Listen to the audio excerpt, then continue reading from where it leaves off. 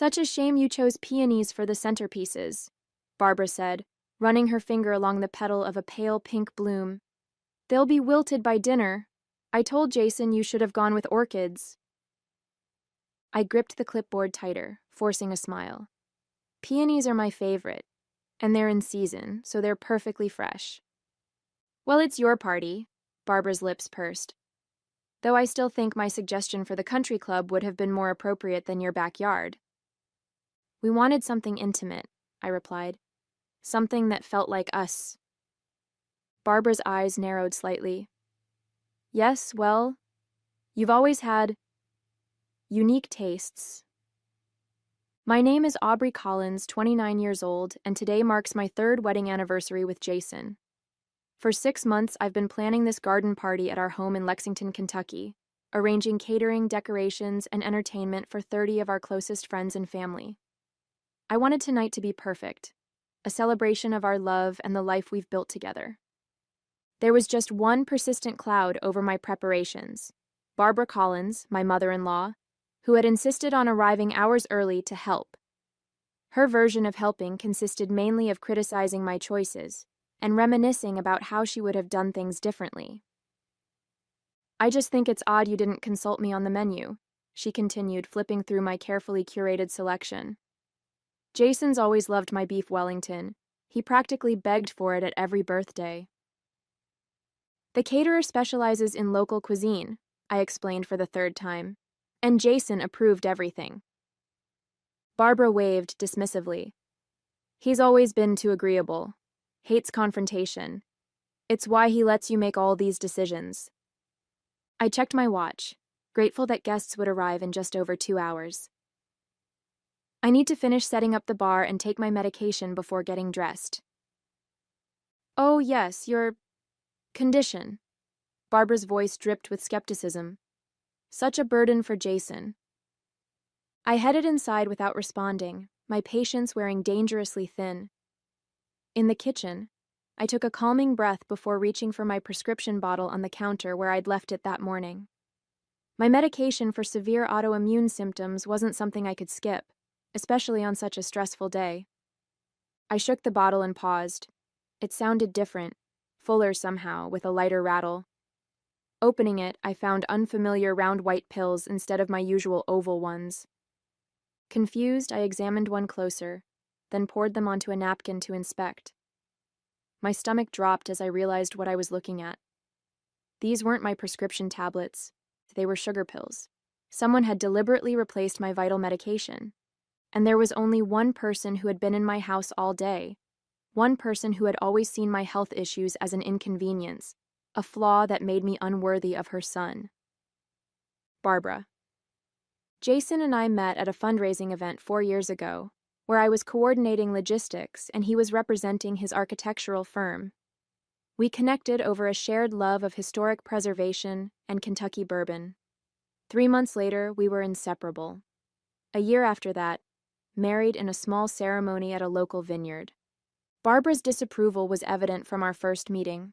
She'd had another woman in mind for Jason, the daughter of her bridge partner, a pediatric surgeon from a prominent local family. Next to Dr. Heather Whitfield's impressive credentials, my career as an event coordinator seemed trivial to Barbara, despite my success running my own business. It's just glorified party planning, she once remarked within my earshot. Hardly a career. When Jason proposed, Barbara's campaign against me intensified. She questioned my health issues, the autoimmune condition I'd managed since college, suggesting I might be exaggerating for attention. She accidentally included shellfish, which I'm severely allergic to, in dishes she prepared for family dinners. She reminisced constantly about Jason's ex-girlfriends and their accomplishments. Despite her efforts, Jason and I built a happy life together. He supported my business as it grew, and I cheered him on when he made partner at his firm. We renovated a historic home in Lexington's Chevy Chase neighborhood, creating a space that reflected both our styles. Barbara found fault with every decision, from the paint colors to the furniture arrangement. "It's too modern," she complained. "The Collins family has always appreciated tradition."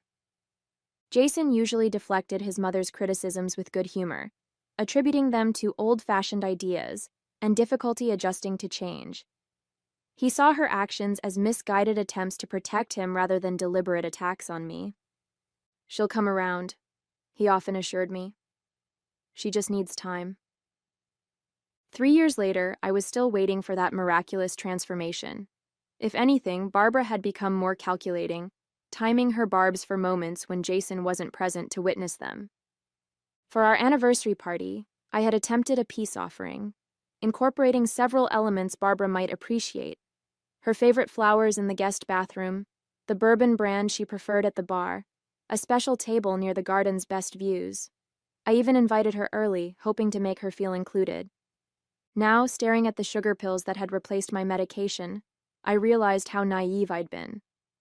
Barbara hadn't come early to help. She had come to sabotage. I searched through my purse for my backup medication, which I always carried for emergencies. Finding the small pill case, I quickly took my proper dose. As I swallowed, I considered my options. Should I confront Barbara immediately? Tell Jason? Cancel the party altogether? The thought of Barbara's satisfaction if I ruined my own anniversary celebration made the decision for me. The party would go on, but I would be watching my mother-in-law very carefully. I finished my makeup and secured the last pin in my upswept hair, examining my reflection. The emerald green dress complemented my auburn hair, and if my smile seemed slightly forced, only I would notice. Taking a deep breath, I headed downstairs to check on the final preparations. The caterers were arranging appetizer trays in the kitchen. The bartender was setting up on the patio, and fairy lights twinkled throughout the garden. Everything was perfect, or would have been, if not for the lingering unease about Barbara's actions. I found her in the dining area, adjusting my carefully arranged place cards. "I've moved the Hendersons closer to us," she explained without looking up. "They're practically family, unlike some of those work friends you insisted on inviting." "The seating was intentional," I said, keeping my voice level. "Jason and I arranged it together." Barbara glanced up, a calculated innocence on her face. "Oh? Well, he won't mind. He always preferred Catherine Henderson's company. They dated in high school, you know." I did know. Barbara mentioned it at least once a month. "I found something interesting earlier," I said, watching her carefully. "Someone replaced my medication with sugar pills." Barbara's expression didn't waver, but a slight flush appeared on her neck, her tell, as Jason had once pointed out. "How careless of you to mix them up," she replied smoothly. "I didn't mix anything up. My pills were deliberately switched." She straightened, meeting my eyes with a cold smile. "That's a serious accusation, Aubrey. Perhaps your condition is affecting your judgment. These autoimmune issues can sometimes impact cognitive function, can't they?" The calculated cruelty stole my breath momentarily. This wasn't just passive-aggressive sniping. This was dangerous. She had deliberately tampered with medication I needed. "Why do you hate me so much?" I asked, the question escaping before I could stop it. Barbara's smile tightened. "Hate is such a strong word. I simply recognize that you're not right for my son. Eventually he'll see it too. We've been happily married for 3 years.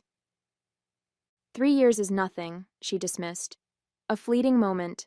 Jason needs someone who will enhance his life, not complicate it with health problems and frivolous career choices." As she turned back to the place cards, rearranging them to her preference once more, a terrible clarity came over me. Barbara wasn't simply difficult or overprotective. She was actively working to undermine my marriage, my health, my confidence. And she wouldn't stop. "Maybe you'll finally leave my son," she added softly, almost to herself. I stood frozen, the full implication of her words sinking in. She hadn't just wanted to make me ill for the party. She had hoped a medical episode might strain our marriage beyond repair. This was sabotage on a level I hadn't imagined possible. Jason's voice broke the moment as he came through the front door. "Hello? The florist just delivered more greenery. Where should I put it?" Barbara's demeanor shifted instantly, her voice warming. "In the kitchen, darling. Everything looks wonderful." As she brushed past me to greet her son, her eyes flashed a clear message. This is far from over. And in that moment, I realized she was right. This wasn't over, but it wouldn't end the way Barbara expected.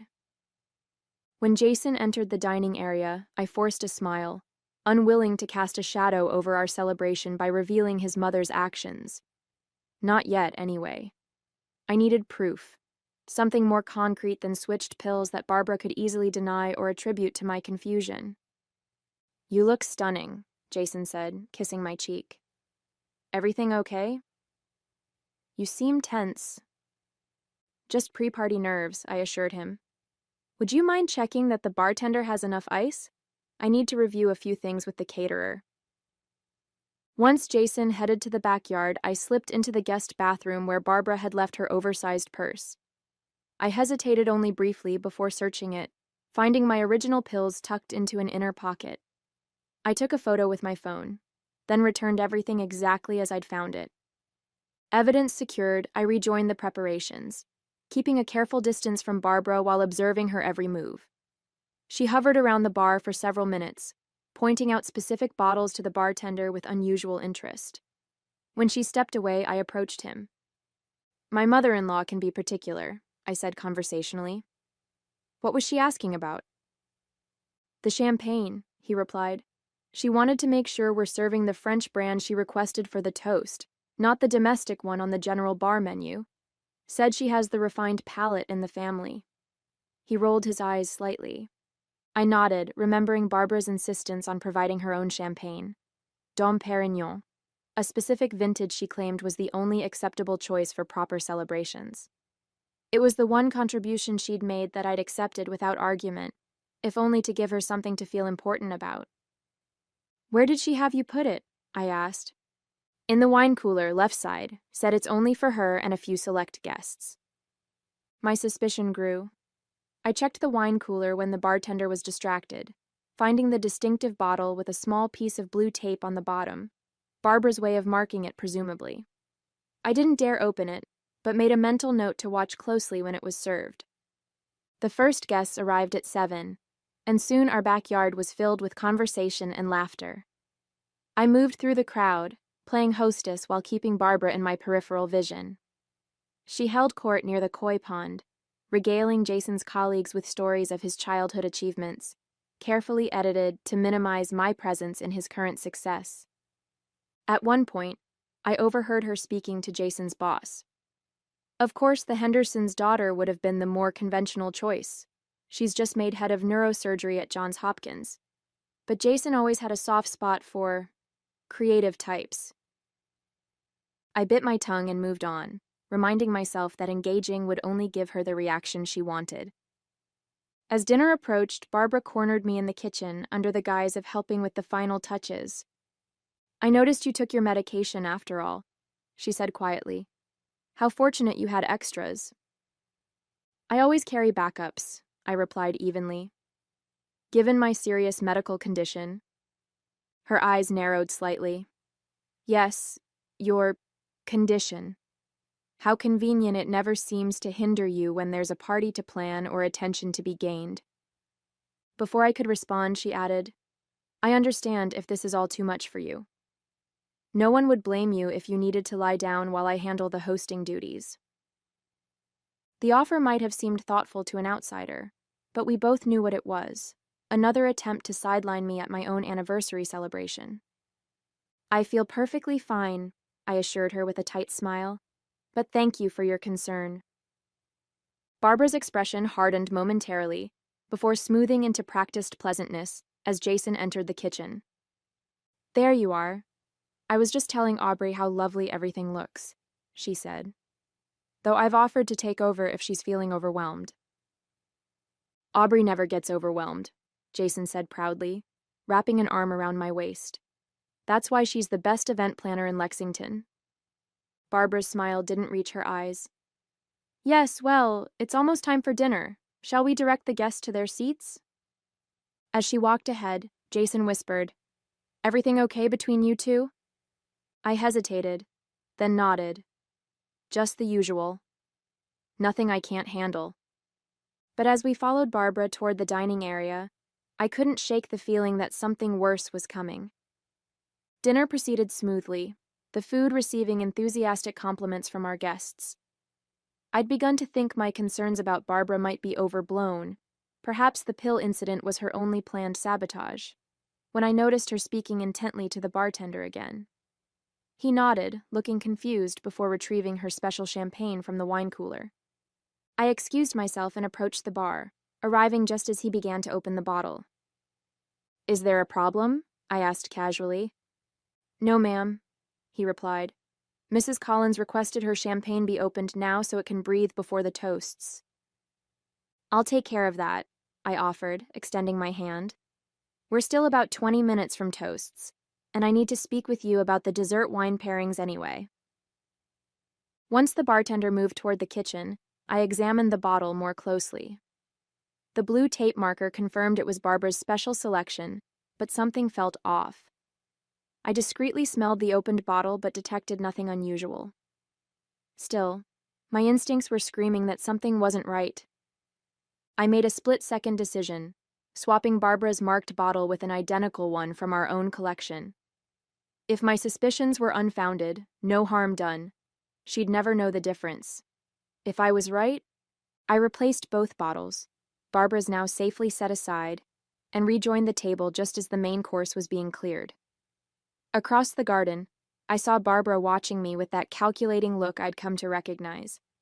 She raised her water glass slightly in my direction, almost a toast, before turning her attention back to her dinner companions. As dessert was served, Jason stood to begin the anniversary toasts. The bartender circulated, pouring champagne, including the bottle I'd swapped out for Barbara's. When he reached Barbara, she pointedly checked the bottom for her blue tape marker before allowing him to pour, then smiled in satisfaction when she spotted it. Jason raised his glass. "To my incredible wife, who makes every day an adventure. 3 years of marriage feels like just the beginning of our journey."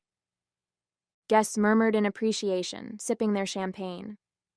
Barbara took a deliberate drink from her glass, her eyes never leaving mine. I was about to dismiss my suspicions when Jason's college roommate, Ben, suddenly stood up, clutching his stomach. "I'm so sorry," he gasped. "I think I need to—" He didn't finish the sentence before rushing toward the house. Within moments, 2 other guests at Barbara's end of the table showed similar distress, excusing themselves hurriedly. All had drunk from the regular champagne, not Barbara's special bottle, which I'd kept separate. Barbara's expression shifted from satisfaction to confusion as she took another sip, clearly expecting something to happen. When nothing did, her brow furrowed slightly. "Is everything all right?" I asked her innocently. "Perfectly fine," she replied, though her tight grip on her glass suggested otherwise. The pieces fell into place with sickening clarity. Barbara hadn't tampered with her own champagne. She'd tampered with the regular champagne meant for everyone else. By some terrible coincidence, it had been served at her end of the table first, affecting her preferred guests rather than me. She'd planned to claim food poisoning or an allergic reaction, while I dealt with the chaos of multiple sick guests. I felt a cold wave of realization. This went beyond petty sabotage. She'd been willing to ruin not just my evening, but everyone's experience, potentially causing actual harm to innocent people, all to undermine me. I glanced at the bottle of her special champagne that I'd set aside, wondering now what might actually be in it. Had she prepared a backup plan? Was there something in that bottle intended specifically for me? Looking up, I caught Barbara's eyes again. The mask had slipped entirely now, revealing a hatred so pure it took my breath away. This woman, my husband's mother, wasn't just trying to drive me away. She wanted to destroy me. And in that moment, I knew I had to do something definitive to end this war she'd been waging. Not just for tonight, but for all our future celebrations and ordinary days between. As the affected guests returned one by one, looking pale but recovering, I quietly circulated, ensuring everyone had water and offering my apologies for what I characterized as possible food sensitivity in one of the appetizers. Barbara watched from her seat, visibly frustrated that her plan had gone awry. Jason was busy speaking with his boss, giving me a moment to approach the bartender again. The champagne we set aside earlier, could you pour a glass just for Mrs. Collins? I asked quietly. She's mentioned the other bottle doesn't taste right to her. Of course, he nodded, retrieving Barbara's original bottle, the one I suspected might contain something unpleasant meant for the general guests. I carried the fresh glass to Barbara myself. I noticed you weren't enjoying the champagne, I said pleasantly. This is from your special bottle, the one with your marker on it. Her eyes lit with recognition, and she took the glass with a satisfied smile. How thoughtful. This vintage is exceptional, wasted on most palates, but perfect for a true connoisseur. A toast, then, I suggested, raising my own glass of the regular champagne. To family. Barbara clinked her glass against mine and took a deep sip, clearly savoring what she believed was her untampered selection. I watched her closely, wondering what exactly she had added to the champagne and how quickly it might take effect. I didn't have to wait long. Within minutes, Barbara shifted uncomfortably in her seat, her hand moving to her stomach. A flash of panic crossed her face as she realized what was happening. "Excuse me," she muttered, standing abruptly. "I need to—" She didn't finish the sentence before hurrying toward the house. Jason looked up in concern. "Is Mom okay?" "Probably just needed the restroom," I replied calmly. The toast is about to continue. As planned, our closest friend David rose to deliver the next speech. By the time he finished his heartfelt tribute to our marriage, Barbara had not returned. 10 minutes later, there was still no sign of her. "Maybe I should check on Mom," Jason suggested, looking worried. "I'll go," I offered. "You should stay with our guests." I found Barbara in the upstairs bathroom, the door locked. "Barbara? Are you all right?" I called, knowing perfectly well she wasn't. "Go away," came her strained voice. "Should I call a doctor? Was it something you ate or drank?" There was a pause before the door opened just enough to reveal Barbara's ashen face. "You knew," she hissed. "You switched the bottles." I maintained a neutral expression. "I'm not sure what you mean. Are you suggesting someone tampered with the champagne? That would be not only cruel but potentially dangerous, wouldn't it?" The implication hung between us. We both knew what she had done. "This isn't over," Barbara warned, her voice weak but venomous. "Actually, it is," I replied quietly. "I found my medication in your purse. I have photos. I also saved a sample of both champagne bottles. If anything like this ever happens again, if you ever try to sabotage my health, my marriage, or even just a dinner party, I'll go to Jason with everything. Do you understand?" Barbara's face contorted with fury, but another wave of intestinal distress cut off whatever she had planned to say. The bathroom door slammed shut. "I'll let Jason know you're not feeling well," I called through the door. "Such a shame you'll miss the rest of the celebration." As I walked away, I heard what might have been a sob of frustration. For the first time since meeting Barbara, I felt something close to pity for her. How empty her life must be, to focus so much energy on destroying someone else's happiness. Rejoining the party, I found Jason in the garden, concern etched on his face. "Mom's sick?" "Food sensitivity, I think," I replied smoothly. "She said not to worry, she just needs some time alone." As the evening continued without Barbara, a weight lifted from my shoulders. The party was everything I'd hoped it would be. Joyful, intimate, a true celebration of our love and life together. And for once, no one was trying to sabotage it. Barbara remained sequestered in the upstairs bathroom throughout the toasts, the cake cutting, and the first dance. By the time our closest friends were preparing to leave, she had been absent for nearly 2 hours. I directed the caterers to box up a slice of anniversary cake for her, making sure everyone heard my thoughtful gesture for my poor, ill mother-in-law. Jason went to check on her just as the quartet began playing our final requested song. He returned looking troubled. "She's finally coming down," he whispered. "But she's insisting someone tampered with her drink." On cue, Barbara appeared at the edge of the garden, her carefully styled hair now limp, her makeup smudged despite obvious attempts to fix it. Her eyes locked onto mine with undisguised hatred. I squeezed Jason's hand. I think the heat and excitement might have been too much for her. As Barbara approached us, I stepped forward with concern. Feeling better? We saved cake for you. You did this, she hissed under her breath. You switched the champagne. You knew. Knew what, Barbara? I asked innocently, aware that several guests were within earshot. That you marked your special bottle? Or that you put something in the regular champagne? The one that made Ben and the Johnsons sick? Her face paled further as she realized the implications. If she accused me directly, she would have to explain her own actions. Mom, what's going on? Jason asked, his brow furrowed with confusion. Barbara struggled visibly, caught between her desire for revenge and self-preservation. Nothing, she finally said. I'm just not feeling well. Such a shame you missed most of the party, I said, handing her the cake box, especially after you arrived so early to help. The emphasis on help wasn't lost on Barbara. Her hands shook slightly as she took the box. Perhaps next time you'll be able to enjoy the whole celebration, I added, without any unexpected interruptions. Barbara's eyes narrowed at the implied threat, but with Jason and the remaining guests watching, she could only manage a tight smile. Yes, next time. But we both knew there wouldn't be a next time, at least not one where she had any control. I had won.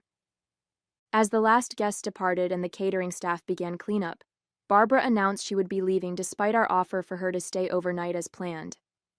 I think it's best if I go home, she said stiffly. I'm clearly not well. Jason, still oblivious to the true nature of the evening's power struggle, insisted on driving her. I'll handle things here, I assured him, kissing his cheek. Take care of your mom. While they were gone, I methodically gathered my evidence, the sealed sample of Barbara's tampered champagne, the photos of my medication in her purse, and a new addition. Security camera footage from our garden showing Barbara at the bar, handling the champagne bottles when she thought no one was watching. I stored everything in a secure folder on my cloud drive, then sent myself an email with the subject line: Insurance against Barbara Collins, anniversary party incident. She didn't need to know exactly what evidence I had, just that it existed and could be used if necessary. When Jason returned, I was curled up on our porch swing, watching the cleanup crew dismantle the last of our perfect evening. Mom says she's never coming to another event you organize, he sighed, sitting beside me. What really happened tonight? I rested my head on his shoulder. Let's just say your mother and I reached an understanding. That sounds ominous, he said, but his tone was lighter than I expected. It's actually liberating, I replied. I think we'll have a much more peaceful relationship going forward. 2 days later, a stiff note arrived from Barbara, declining our Thanksgiving invitation with a vague reference to prior commitments. The following week, she announced plans to vacation in Europe for Christmas, her first holiday away from Jason in his entire life. As I pinned her note to our kitchen bulletin board, I couldn't help but smile. Sometimes the best revenge isn't just about winning the battle, it's about changing the entire war. And our future celebrations would be perfectly peaceful without Barbara's presence, just as I had planned all along.